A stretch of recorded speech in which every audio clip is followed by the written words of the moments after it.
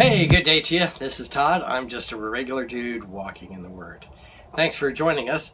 As some of you know, some of these episodes I don't record the same day. Sometimes I record several of them. And like when you are watching this, the day you are watching this and it comes out, I'm actually going to be in Sebring doing a race. So obviously I'm not filming it then. I'm actually going to be biking and running while you're watching this video. I'll be doing, I don't know, 56 miles on the bike. So, but anyway, let's get into our study for today. We talked about yesterday dealing with sin in the church, okay? And today we're going to talk about forgiveness. And the question is, how many times must I forgive? Okay? And this is taken from Matthew 18:21 through 35. All right? So, let me get my spectacles on here. It says this in Matthew 18:21 to 35. Then Peter came to Jesus and asked, "Lord, how many times shall I forgive my brother or sister who sins against me? Up to 7 times?" So Peter, he knows Jesus, okay? He's been with him for a long time here. And he knows the character of Jesus, and obviously he's a guy that's going to forgive. So Peter goes beyond, he goes, he's kind of being like righteous here. Lord, how many times should I forgive my brother or sister who sins against me?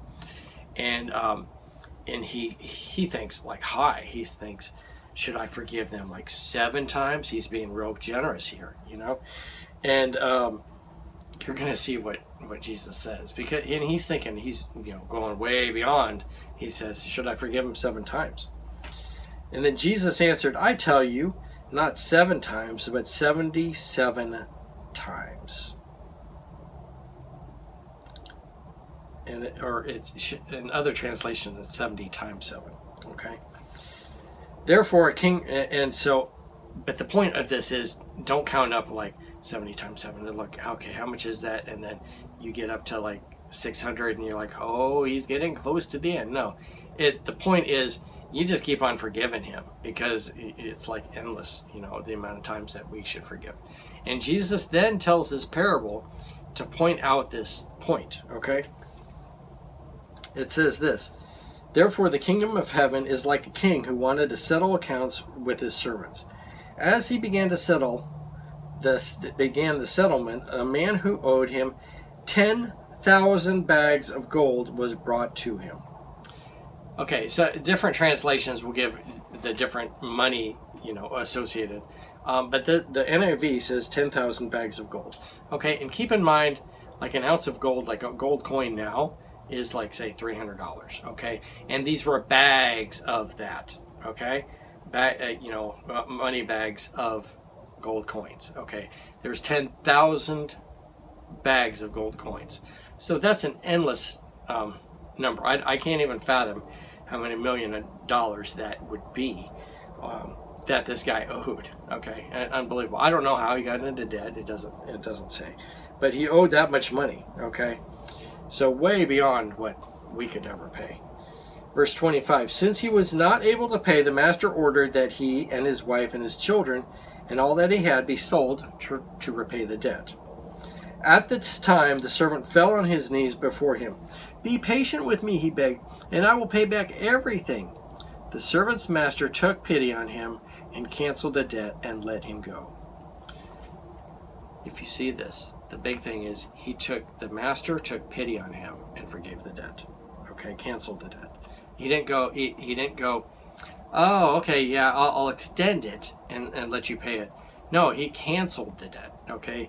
And the reason he did is because he took pity on him, okay? So he took pity on him and he canceled the debt. He wiped out 10,000 bags of gold coins, okay? Verse 28, but when the servant went out, he found one of the fellow servants who owed him 100 silver coins. 100 silver coins. It doesn't even compare to the 10,000 gold bags, okay? The silver and gold, they're both precious, but this is, 100 silver coins, he said? Okay. Yeah, 100 silver coins. you don't even, it's not even comparable to one of those bags, okay? It's a portion of one of those bags. It's still something, okay? The guy did owe him, okay? It's something, but it's not comparable to what he owed, okay? He grabbed him and began to choke him. "Pay back what you owe me," he demanded. His fellow servant fell on his knees and begged him, "Be patient with me, and I will pay it back." But he refused. Instead, he went off and had the man thrown into prison until he could pay the debt. When the other servants saw what had happened, they were outraged and went and told their master everything that had happened. And this is like totally opposite of what, the guy had been forgiven for 10,000 bags of gold. And then he comes along and for 100 silver pieces, he's not forgiving. He's wanting to choke the guy and kill him. Okay? Verse 32, then the master called the servant in. "You wicked servant," he said, "I canceled all that debt of yours because you begged me to. Shouldn't you have had mercy on your fellow servant just as I had on you?" In his anger, his master handed him over to the jailers to be tortured until he should pay back all that he owed.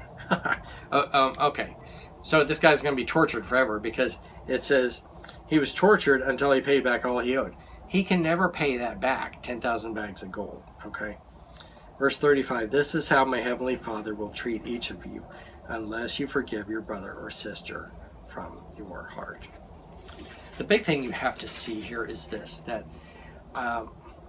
if someone does something to me, let's say they pull out in front of me, I'm riding my bike and they pull out in front of me, and I'm angry, because they pulled out in front of me and I almost died. But that's a small thing when you compare it to what Jesus has done for me and forgiven all my sins, okay? It doesn't even compare. It's like the 10,000 bags of gold and the 100 pieces of silver. It doesn't even compare. And that's what Jesus is doing. He said, "I have forgiven you all this stuff. The least you can do is forgive, the little stuff that comes your way."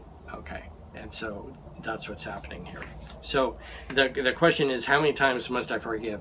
You got to keep on forgiving, basically forever. Okay. Because that's what Jesus has done for us. He keeps on forgiving. And his forgiveness is endless. Okay? Thanks for watching. I'm just a regular dude walking in the Word, and I look forward to seeing you tomorrow as we continue our journey through the book of Matthew. Lord's blessing. I'll see you then.